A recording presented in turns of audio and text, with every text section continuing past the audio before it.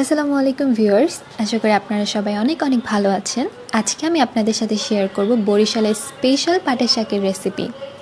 So let's start the videos. ডালের জন্য এখানে আমি নিয়েছি 2 কাপ পরিমাণ মুগ ডাল। হালকা ভেজে নিচ্ছি মুগ ডালটা। সেই সাথে ডালের জন্য প্রয়োজনীয় ইনগ্রিডিয়েন্টগুলো এখানে নিয়ে নিলাম। ভেজে নেওয়া মুগ ডালটাকে আমরা হালকা একটু ধুয়ে নেব।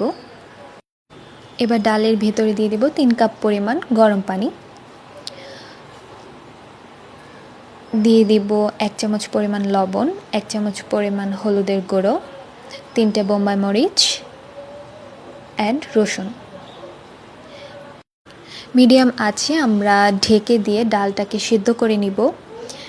কিছুক্ষণ পর দেখতে পাচ্ছি ডালটা সিদ্ধ হয়ে গেছে। এখন আমি পাট শাকগুলোকে ধুয়ে নিচ্ছি। আবারও চেক করে নিলাম যে ডালটা ভালো মতো সিদ্ধ হয়েছে কিনা। এবার আমি হালকা করে ব্লেন্ড করে নিব ডালটাকে। মিডিয়াম আছে 5 থেকে 10 মিনিটের জন্য আমি ডালটাকে হালকা নেড়ে চেড়ে নিব। হালকা করে লবণ টেস্ট করে নিলাম, লবণ কম হতে আরেকবার একটু লবণ দিয়ে দিলাম। এবার আমি দিয়ে দিব পাটের শাকগুলো।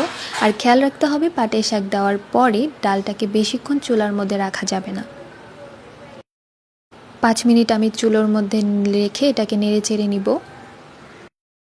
এখন ডালটাকে আমি হালকা করে বাগার দিয়ে নিব। এর জন্য দিয়ে দিলাম তেলের মধ্যে জিরা, রসুনের কুচি,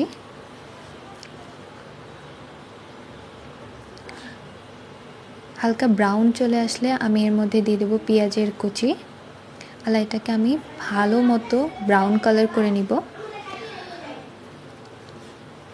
ব্রাউন কালারটা চলে আসছে, এবার আমরা এটা ডালের মধ্যে দিয়ে দেব।